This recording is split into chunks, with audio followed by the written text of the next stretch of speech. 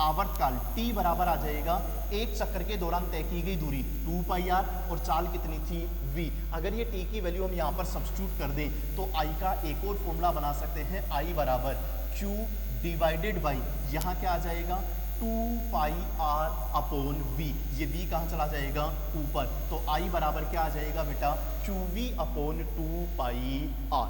हाँ बेटा, जब भी कोई q आवेश r त्रिज्या के वृत्तीय पथ में गति कर रहा हो तो इस वृत्तीय लूप में उत्पन्न होने वाली धारा कितनी होगी। डायरेक्टली आपको तीन फॉर्मूले याद करने हैं, या तो I equals to Q upon T, या I equals to Q F, या I equals to Q V upon 2πr। जो वैल्यूज आपको क्वेश्चन में गिवन हो, T की वैल्यू गिवन हो तो ये वाला फॉर्मूला, F की वैल्यू गिवन हो तो ये वाला फॉर्मूला, और R और V की वैल्यू गिवन हो तो ये वाला फॉर्मूला यूज करके अपने को आंसर निकालने हैं। चलो ठीक है, ये आपके हो गए विद्युत धारा से रिलेटेड कुछ क्वेश्चंस अपन ने सोल्व कर लिए।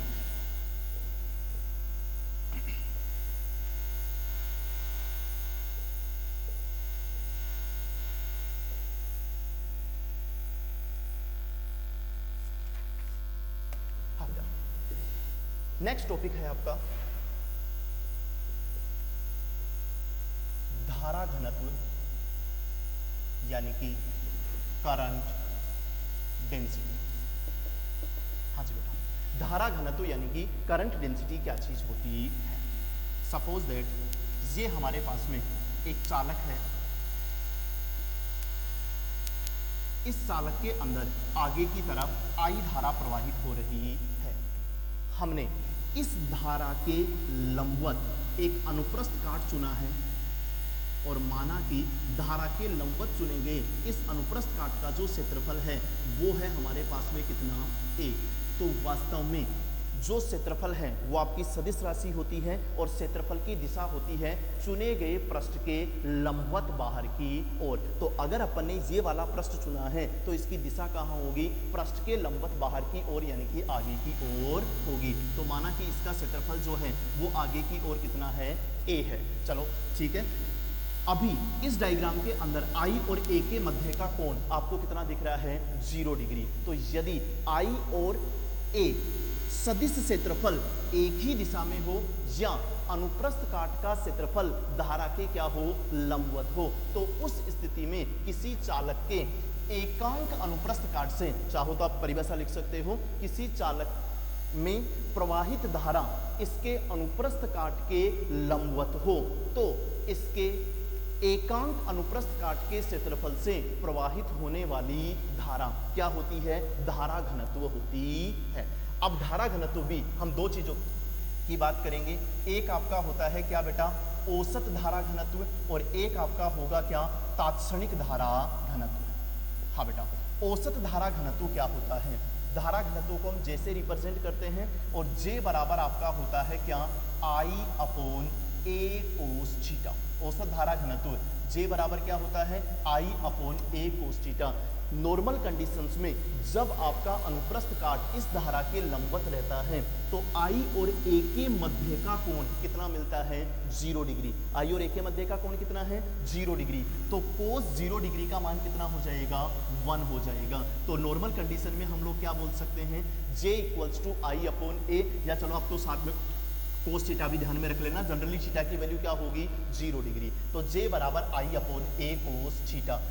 इसी को हम चेंज करके लिख सकते हैं I बराबर JA कोस थीटा। बोलो बेटा लिख सकते हैं क्या, या हम इसको बोल सकते हैं I बराबर J dot A, J dot A। ये हमारे पास में हो गया औसत धारा घनत्व, J बराबर I upon A cos theta, या उसी को चेंज करके हम इस तरह से भी लिख सकते हैं। दूसरा आपका होता है बेटा क्या, तात्क्षणिक धारा घनत्व। तात्क्षणिक धारा घनत्व होता है J बराबर DI अपॉन DA। तात्क्षणिक धारा घनत्व या किसी बिंदु पर धारा घनत्व J बराबर क्या होता है, DI अपॉन DA। तो बताओ इसको हम लोग क्या लिखेंगे, DI बराबर J डॉट DA, या इसी को हम दोनों तरफ क्या कर देते हैं, इंटीग्रेट। तो I इक्वल्स टू हमारे पास में क्या हो जाएगा बेटा, इंटीग्रेशन JDA कोस थीटा।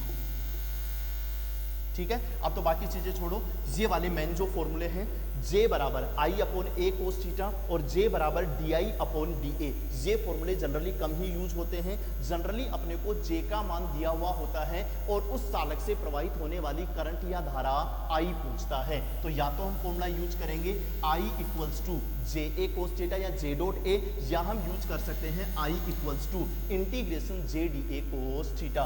वापस से वही चीज है, औसत वाले फॉर्मूले हमें तब यूज करने हैं, मैं यहीं पर लिख देता हूं, जब I या J का मान हमें क्या दिया हुआ हो बेटा, कांस्टेंट, और यदि I या J का मान हमें वेरिएबल दिया हुआ हो तो हमें तात्क्षणिक वाले फॉर्मूले यूज करने हैं। ये आपका होता है क्या, धारा घनत्व।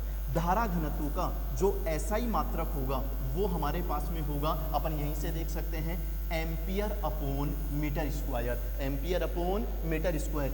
लेकिन ये जो आपका धारा घनत्व होता है वो वास्तव में एक सदिश राशि होती है, और जो I की दिशा होती है, I अदिश राशि है लेकिन उसमें दिशा होती है, जो I की दिशा होती है वो ही हम J की दिशा मानते हैं। तो ये हो गया हमारा धारा घनत्व।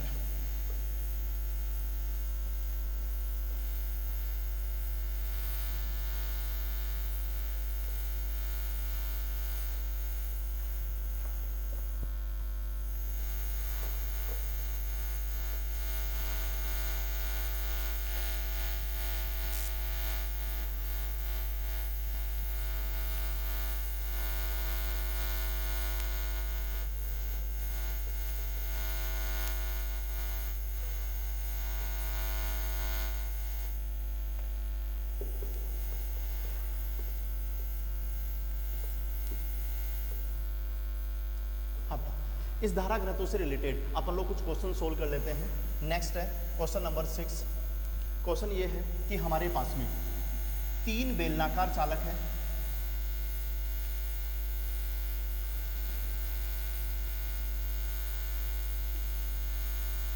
जो कि एक के आगे एक इस प्रकार से जुड़े हुए हैं। इस चालक के अंदर हमने आगे की तरफ धारा प्रवाहित करी है कितनी, I। तो बेसिकली यही I धारा आगे इसमें जाएगी और वही I धारा आगे इसमें से प्रवाहित होगी। जो पहला बेलनाकार चालक है उसकी त्रिज्या है हमारे पास में कितनी, R। जो दूसरा चालक है उसकी त्रिज्या है हमारे पास में 2R, और जो तीसरा चालक है उसकी त्रिज्या है हमारे पास में 4R। हमें इन तीनों में धारा घनत्वों J1, J2 और J3, इन धारा घनत्वों का अनुपात ज्ञात करना है। सिंपल सी चीज है, यहां पर नियत धारा I तीनों में समान रूप से प्रवाहित हो रही है, तो धारा घनत्व निकालने के लिए हम लोग फॉर्मूला यूज करेंगे J बराबर I upon A cos theta. और अभी जो आपकी धारा है वो अनुप्रस्थ काट के क्या है, लंबवत, इसलिए I और A के मध्य का कोण थीटा बराबर क्या हो जाएगा, 0 डिग्री। तो तीनों का अनुपात हमारे पास में क्या आ जाएगा, J1 अनुपात J2 अनुपात J3 बराबर I अपॉन पहले वाले के अनुप्रस्थ काट का क्षेत्रफल होगा क्या बेटा, पाई R square. Next I upon उसमें प्रवाहित होने वाली धारा I रहेगी, लेकिन उसका क्षेत्रफल क्या हो जाएगा, पाई 2R का square. Next I upon pi और उसका हो जाएगा 4R का स्क्वायर। I और पाई R स्क्वायर क्या हो जाएंगे, कैंसिल। तो यहाँ बचेगा 1:2, यहाँ बचेगा 1/4 और यहाँ बचेगा 1/16। हम चाहे तो इसको अच्छे से ये लिख सकते हैं, J1 अनुपात J2 अनुपात J3 बराबर, सारे रेशियो को 16 से मल्टीप्लाई कर दो तो हम इसको चेंज करके क्या लिख सकते हैं, 16:4:1। यहाँ से हम J1 अनुपात J2 अनुपात J3 की वैल्यू कैलकुलेट कर सकते हैं। ओके, नेक्स्ट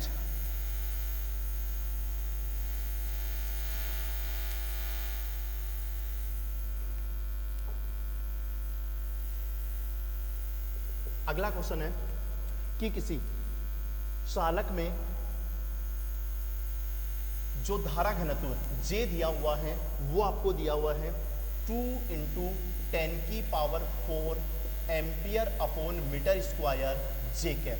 किसी चालक का धारा घनत्व क्या दिया हुआ है बेटा, 2 × 10⁴ J cap ampere upon metre square, और इसका क्षेत्रफल दिया हुआ है A बराबर 2ik plus 3j centimetre square.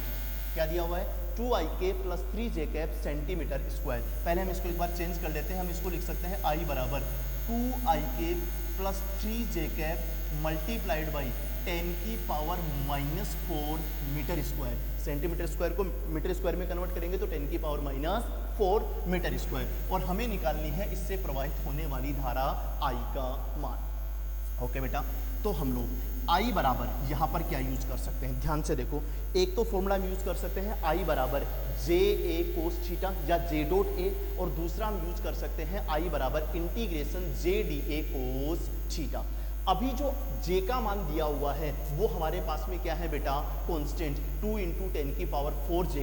क्या है बेटा? कांस्टेंट। तो हम I बराबर फॉर्मूला यूज करेंगे j डॉट ए, और बिल्कुल सिंपल है, कोई दिक्कत नहीं है। j का मान 2 × 10 की power 4j dot product a का मान 2 × 10 की पावर -4ik प्लस 3 × 10 की पावर -4j। ऐसे लिख सकते हैं इसको। अब दोनों को हम लोग क्या कर देंगे बेटा? Dot product. तो उधर आई कैप का कोफिशिएंट क्या है? 0, और उधर आई कैप का कोफिशिएंट क्या है? 2 × 10 की पावर -4। तो दोनों का डॉट प्रोडक्ट क्या हो जाएगा? 0। जे कैप का कोफिशिएंट यहाँ पर और जे कैप का कोफिशिएंट यहाँ पर, दोनों को मल्टीप्लाई कर देंगे। तो मल्टीप्लाई करके सोल्व करके देख लेना, आंसर आ जाएगा 6। 2 × 10 की पावर 4 और 3 × 10 की पावर -4। तो आंसर कितना आ जाएगा? 6 एम्पियर। ये होगी इसमें प्रवाहित होने वाली धारा।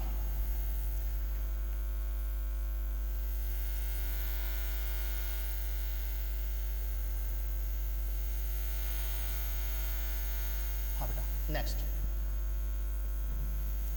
Question number 8। ये बहुत अच्छा क्वेश्चन है बेटा, ध्यान से सुनिए। हमारे पास में एक बेलनाकार चालक है। यदि हम बेलनाकार चालक नहीं बनाऊंगा मैं, इस बेलनाकार चालक का अनुप्रस्थ काट देखें तो बताओ क्या किसी बेलनाकार चालक का अनुप्रस्थ काट जो होगा क्या वो हमारे पास में वृत्ताकार होगा? क्या, मैं वापस बोल रहा हूं, बेलनाकार चालक नहीं बना रहा हूं मैं, केवल उसका अनुप्रस्थ काट बना रहा हूं। इसका अनुप्रस्थ काट जो है वो है हमारे पास में क्या? वृत्ताकार। किसी बेलनाकार चाल के अनुप्रस्थ काट का क्षेत्रफल वास्तव में r त्रिज्या का वृत्ताकार पृष्ठ है। कैपिटल R त्रिज्या का वृत्ताकार पृष्ठ है। इस वृत्ताकार पृष्ठ के केंद्र से यदि हम स्मॉल r दूरी पर स्थित किसी बिंदु पर धारा घनत्व J की बात करें तो स्मॉल r दूरी पर जो धारा घनत्व हमें दिया हुआ है वो अपने को दिया हुआ है 2r + 3 ampere per metre square. कितना दिया हुआ है? 2r + 3 ampere per metre square. यानी कि J का मान इस बार अपने को क्या दिया हुआ है? वेरिएबल। तो अपने को इस चालक से प्रवाहित होने वाली धारा I का मान कैलकुलेट करना है। बहुत अच्छा क्वेश्चन है बेटा, ध्यान से सुनो। दिस टाइम I कैलकुलेट करने के लिए हम फॉर्मूला क्या यूज करेंगे? Integration J D A cos theta, क्योंकि J का मान R के साथ क्या हो रहा है बेटा? चेंज। तो हम क्या यूज करेंगे? जे डी ए कोस थीटा। ये डी ए निकालने के लिए हम लोग क्या करेंगे? इस केंद्र O से स्मॉल r दूरी पर एक अल्पांश का चुनाव करेंगे, और ये जो अल्पांश हम चुनेंगे वो वास्तव में स्मॉल r त्रिज्या की, और ये जो इसकी मोटाई है वो मोटाई अपन लेंगे कितनी? dr। स्मॉल r त्रिज्या और dr मोटाई की एक वलय या एक स्ट्रिप का चुनाव करते हैं। तो पहले बताओ, ये जो स्ट्रिप या अल्पांश अपन ने चुना है, इस अल्पांश का क्षेत्रफल कितना होगा? dr तो क्या है बेटा? उस अल्पांश की मोटाई, लेकिन इसका क्षेत्रफल कितना होगा? dA बराबर, ये हमारे पास में r त्रिज्या की और dr मोटाई की क्या है? स्ट्रिप। तो इसका क्षेत्रफल क्या होगा? 2πr इसकी लंबाई, और इसकी चौड़ाई कितनी है बेटा? dr। तो वास्तव में इसका क्षेत्रफल क्या हो जाएगा? 2πr × dr। वो वैल्यू अपन यहाँ पर सब्स्टिट्यूट करके सोल्व कर लेंगे। तो I बराबर हमारे पास में क्या हो जाएगा? इंटीग्रेशन J की जगह क्या आ जाएगा बेटा आपका? 2r + 3, dA की जगह क्या आ जाएगा बेटा? 2πr dr। अगर अपने को कुछ नहीं दिया हुआ है तो अपन सोच सकते हैं कि वास्तव में, और वैसे भी सोच सकते हैं, अगर किसी बेलनाकार चालक में धारा आगे की तरफ जा रही है तो इसका जो अनुप्रस्थ काट होगा वृत्ताकार, क्या वो उस धारा के लंबवत होगा? क्या अगर अनुप्रस्थ काट धारा के लंबवत है तो उसका क्षेत्रफल धारा की दिशा में ही होगा, अर्थात थीटा का मान क्या होगा हमारे पास में 0 डिग्री होगा।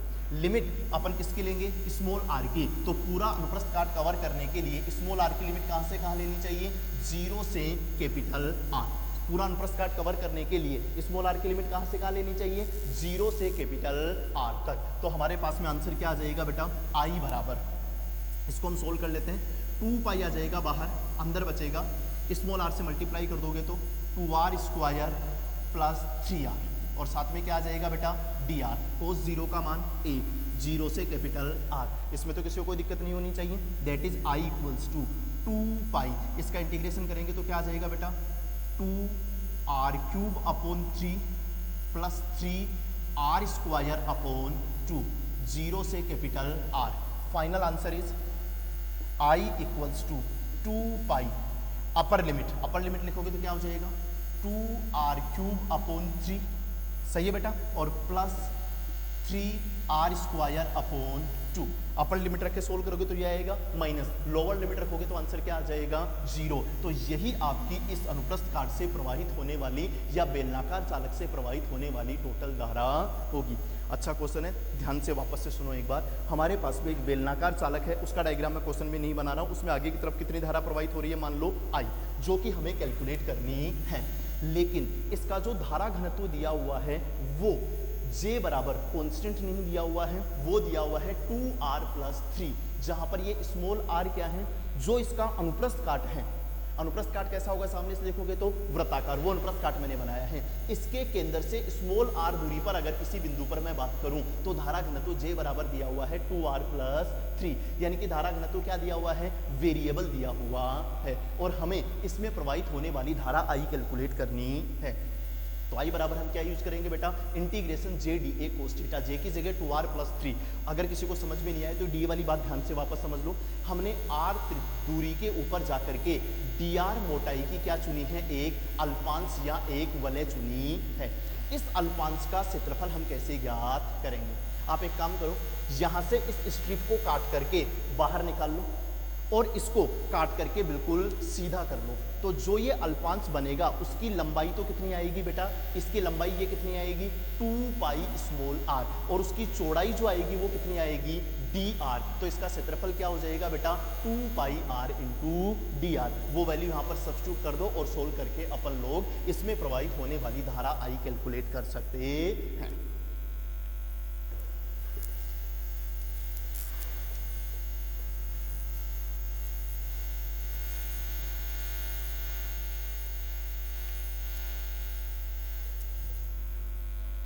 नेक्स्ट,